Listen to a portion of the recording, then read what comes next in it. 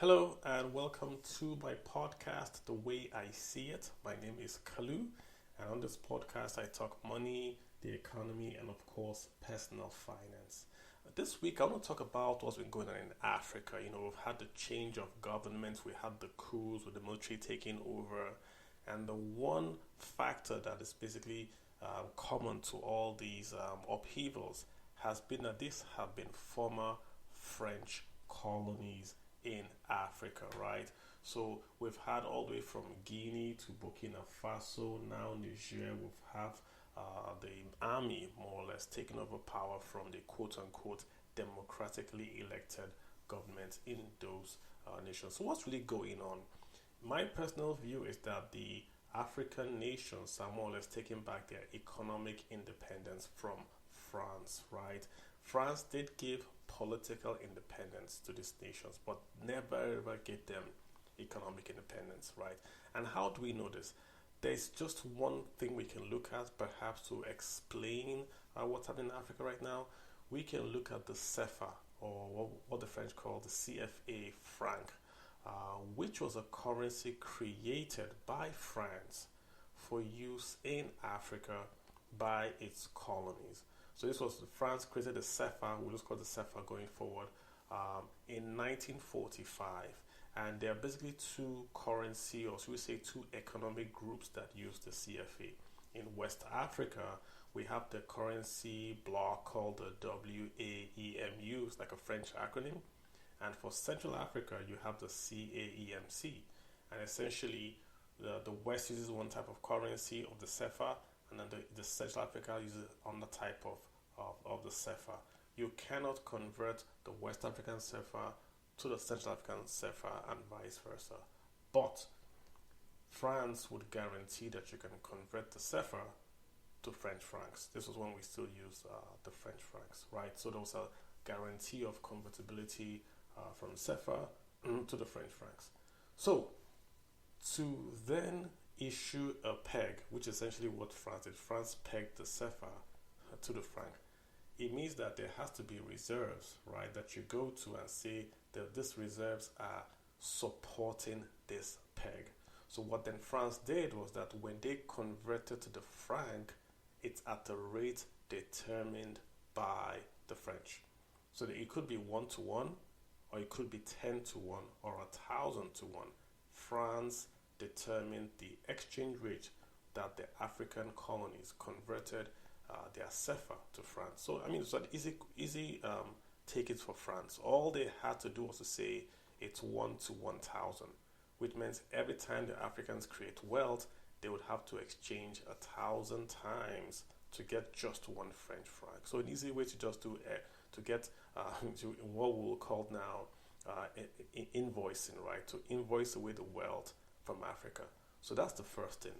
The second thing is, remember we talked about the peg?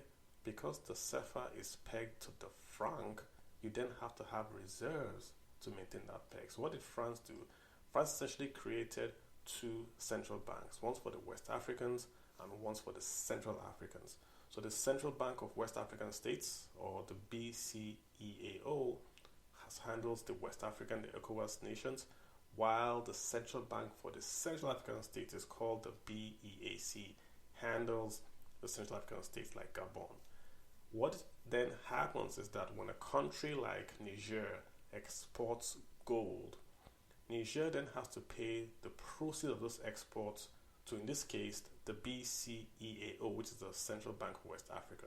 So Niger would pay the export proceeds to that bank, and then that bank, the BCEAO, the Central Bank of West Africa, created by France, had to keep at least 50% of their reserves in France. So just understand what we're saying here, right? If Gabon sells crude oil, Gabon has to pay the receipt of that crude oil into that central bank, right? And the central bank then takes at least 50% of the reserves to France.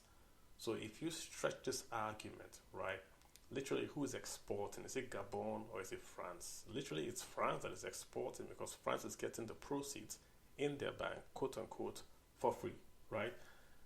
Secondly, if Niger wants to issue currency based on their export earnings, what they have to do is to maintain at least a ratio of 20 times, right, the value of their reserves to the currency they want to issue.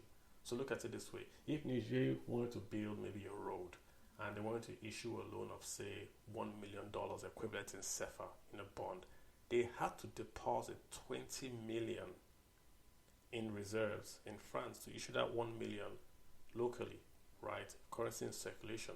So what does this do to Niger? They can't grow. They cannot do deficit financing to expand their economy.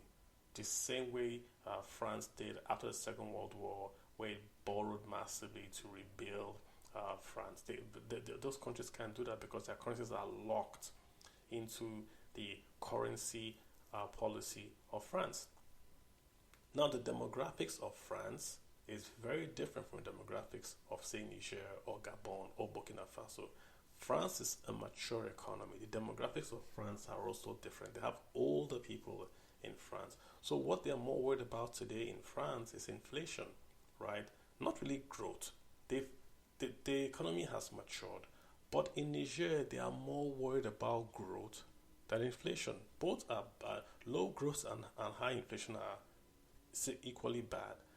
But if you have a growing economy, you can take on debt and maybe eat the inflation for today because tomorrow you can build out your economy and then have a higher growth. I explain with an example. Niger today could borrow money and build a dam.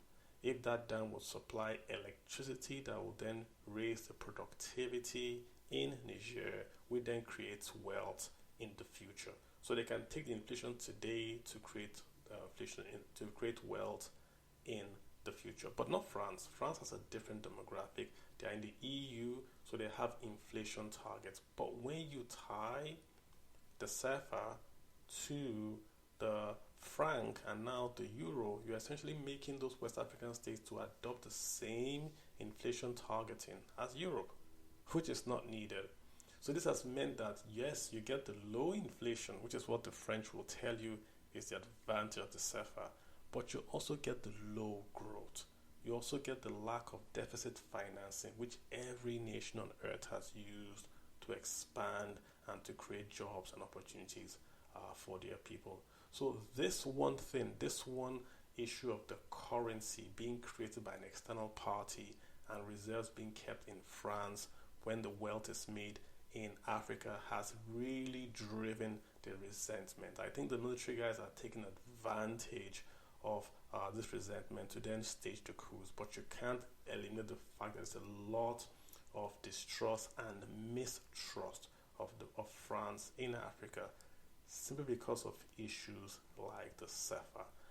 President Macron has agreed with the other presidents in Africa that are the former French colonies in Africa that the CFA will go, right? That's a good step. And of course, we do hope that the reserves will come back maybe to Africa, or that the African nations will have more monetary control over the FX that they have earned, which will then allow them to invest more in Africa and reduce this urban drift of young men leaving Africa on rickety boats to get to Europe. If you want to start to cut back, you stop. It has to be an acknowledgement that you're going to send the money back to Africa. Their own money. This is not a loan. It's their own money. Send it back to Africa. Allow them to invest in Africa so that the youth stop going on boats to France and Italy to look for jobs. Give them back their money. Let them invest it. It's their wealth. That's going to be a place to start. So for me, the CFA really has got to go, and monetary independence really has got to come back to the African states that were the users of this currency. All right, folks, that's it for this week. I do hope you will join us every time and anytime we do have a podcast. Do share this podcast. We love it when you do. And till I see you guys next time, do have a good day. My name is Kalu, and I'll see you again. Bye.